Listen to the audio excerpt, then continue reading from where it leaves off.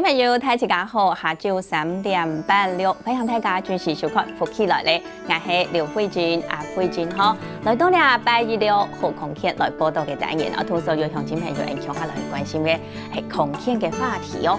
今邊我來關心嘅兩個話題，應該所見到係多數人即講大家都是有過嘅經驗，對講兩個肌肉痠癢刺激嘅問題。那講講到兩個痠癢刺激嘅問題，相信有當多嘅朋友都會有兩個經驗咯，是得來講都講唔會笑呢嗬。唔過呢講唔會笑來講兩個痠癢刺，有時節佢係自家痠癢，建議佢自家就會好。唔過呢會有可能嗬，上班下我去做復健啊，亦係講我去幫醫生看啊，嗬，一段時間慢慢佢將會轉好。你啊造成一個炎性痠癢刺嘅原因，所以就有呢度韓國呢有一個痠癢刺嘅一個檢查嘅時節，愛用選呢，今日也是東方醫藥為大家來倡導物理治療師淑芳，我來老大家好好來講下，先來分享下淑芳你好，主持人好，各位鄉親朋友大家好，我係桃園來嘅物理治療師李淑芳哈，今日痠癢痛嘅問題呢，請愛我可以為大家解決。我真嘅咧，講到呢個痠癢痛嘅問題，頭先我提到咧，可能當到朋友就有啲經驗啊，講是講唔會笑咧，呢個上來也痠癢痛嘅呢個原因應該要當到愛來講愛去上堂應該揭山爬山嘅時節啦，一個上班下應講呢部嘅應該是4項動球咧，起4項差有冇？一個強人多就會知道係講為那種行路行久了都會按用痠癢，一建議呢係長腿操，建議佢自家就會好咧唔過有的痠癢痛是唔會按用去怎麼講按好咧是建議自家會好。一純來按操心兩個痠癢痛嘅原因來講，應該要當到大體主要用嚟到。其實大家都有痠癢痛嘅問題都有按用嘅經驗。痠癢痛造成的原因其實有當多種啦，大部分來講大家會感覺痠癢痛是劇烈的運動以後，比如說這個鐵三那這樣的痠痛來說，它主要係講你很多，因為運動過後，我們很多的代謝物質其實lưu在你的肌肉裡面，所以這些化學物質給lưu在我們肌肉裡面的話，它會刺激到你肌肉裡面的一些接受器，然後這個被刺激到的時候，其實會傳到你的頭腦，然後就跟我們說鴉片痠癢了，你少挺痛等等，所以這是一般我們運動過後痠癢痛。那可是講一運動過後有啲痠癢痛呢個係兩個一啲化學物質產生出來嘅化學物質，啲化學物質痠癢應該乜嘅？有些說是那個對，乳酸堆積，那也是一種。該有動到，其實有很多的化學物質，不是單講一種啊。那痢嘅痠癢痛，基本上如果說你休息，或者因你休息2日之後，其實自然就會好了。自家天天是好咧，唔是講炒埋個肉過了都唔是。該是唔是？該好嚴重的是講有的你走牙道活動的時候，你可能動作太大了，那或者是不小心那個動作姿勢不對或衝動，那這個造成的肌肉拉傷或扭到，這個就好嚴重了。即係講到你可能揭山的時節一個行路的時節，冇生意，因講腳按樣就偏倒，也係講到你係上班下，你講到你個鏡頭就放倒，我哋都全部有可能，有可能。那這個問題就唔係講休息是可以解決，你可能要去本身上看，要去檢查一下到底是什麼問題造成的。所以你大體會幾多年的時間假使我哋痠癢痛嘅一個鏡頭冇好，你時候更加去本醫生看。一般運動過後來講，你休息大概2日3日，它就會好，甚至你泡個熱水澡，它會更舒服。那可是你扭到賴到該什麼恐龍那通常它是一個局部的，比如說鏡頭是放倒嘅，賴到來講該那個位置通常佢有時候是會風，冇是腫起來。吼，它会痛那样嘅。會風會重，香港人上班會用少的嘛，吼，會痛安樣，所以你按到嘅只情形，你是愛夾夾來做處理嘅，吼，唔係講從你講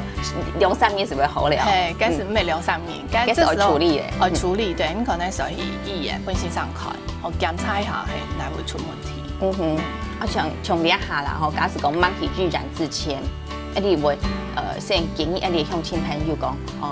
晚期看咩，吼，可能基本係暗部啊，一陣發現啊，吼，可能。有的人會急診，有的人想講，怕我小組長落去本身上看，也是這個都不下做的，先做嘛個好簡單的處理嘛。一般來講，吼，這是急性期來講，也就算係急性的，也個時期來講，是愛來做到也個處理的，都不下自家做的先做的。係先做的。那因為我們會有紅腫熱痛，哈，這就屬於急性期。那這個時候呢，我們主要做，你好，主要做的就是消炎、止痛。好，然後消腫，這個是我們牙好做的。那我們就可以像一般來講急性期我們處理的話用英文我們會講 PRICE， 就是我們先把那個輸送的地方哈先保護好，先保護起來，保護起來，先保護好咯喲。然後再來是可以冰敷。哦，就是像我們可能都打 Q 了，在球場上對到扭到後，其實馬上就是先冰塊下去，先冰敷，好，然後保護好。那如果有時候你可以做適當的包紮，好，然後再來的話，那個因為叫腫起來嘛，你腳像腳啊或手做得溜溜的那個卡起來，哦，像枕頭啊，你可以把它稍微墊高一點，然後給消腫的比較快。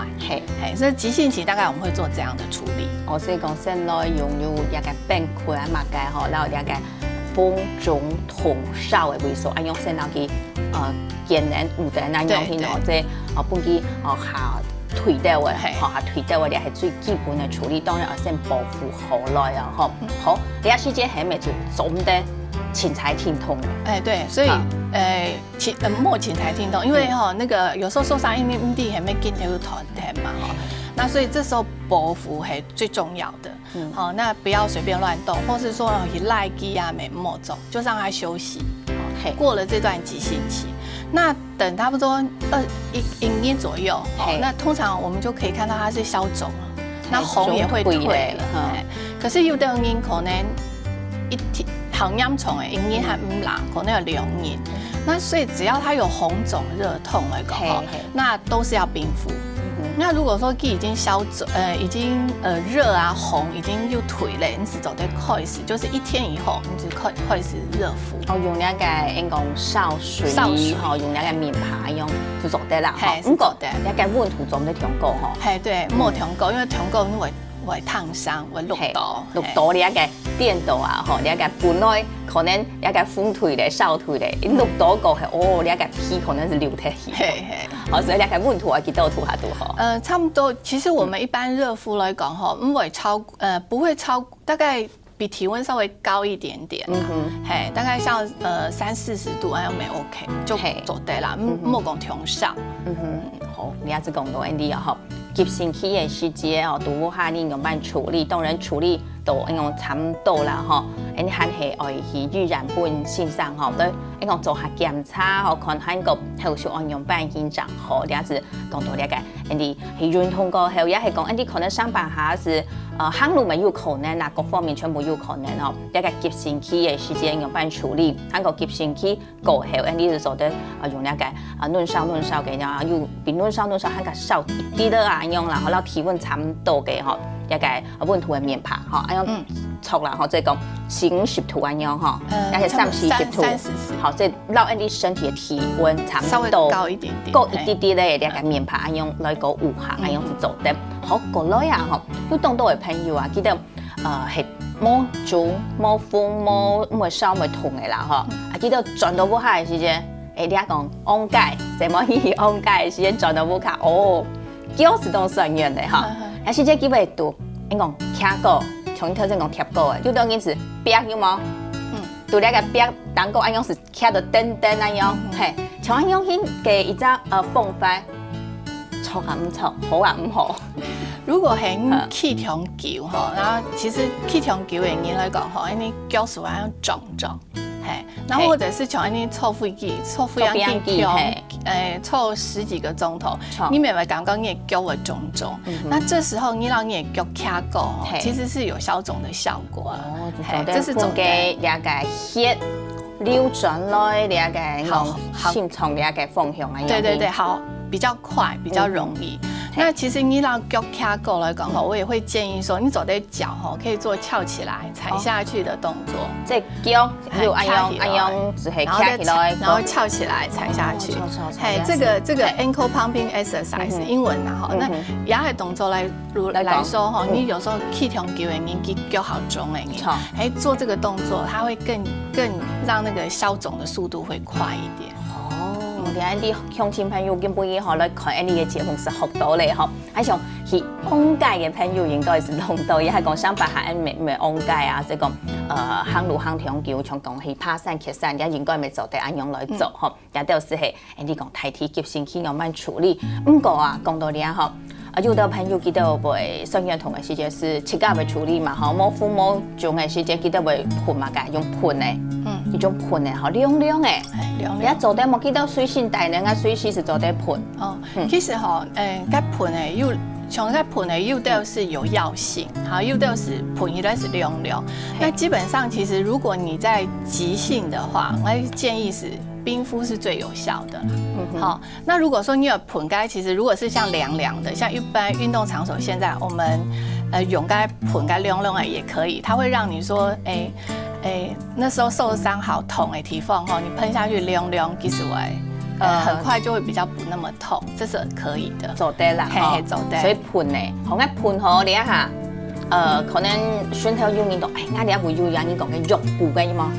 肉部嘅個搭上去。肉补来讲这个就还好注意的因为肉补有分，像我们中药还有分西药，有两种，唔係單講講一種甜甜，它有一種唔係兩種甜甜。對，其實凍豆種，其實市面上可能都沒凍豆種。然後有的有補來講，又有油性、水性啊，油性還有水性。然後中肉有些有那個肉補，還有涼涼，有的會燒燒、爛爛，其實非常多種。唔講還會建議是講，你如果搭肉補，你還是要先確認說你受傷的地方，是不是有其他的問題還有本身上檢查過。如果說只是一般只是輕微的牛痘、賴痘、蒜頭，但比較補做的，唔過建議莫超過大概6個小時、8個小時莫超過。那尤其是有些有過敏體質的人，那建議就是說你真的不要貼太久。從一眼衝看到有得有便宜，然後該肉補該順條是要封，該拔下來還有水泡，那這個就太嚴重了，所以要建議說莫搭長久。所以了解肉補嘅種類當多，喺我看設計搭了解肉補來講，係咪會過敏？喺個總的搭長久，有到幾個人講6點鐘到8點鐘全做得，不過設計假使會過敏嘅銀行，你設計都當注意當驚心，有一啲咧風險係講唔順爽嘅時節，你是夾落去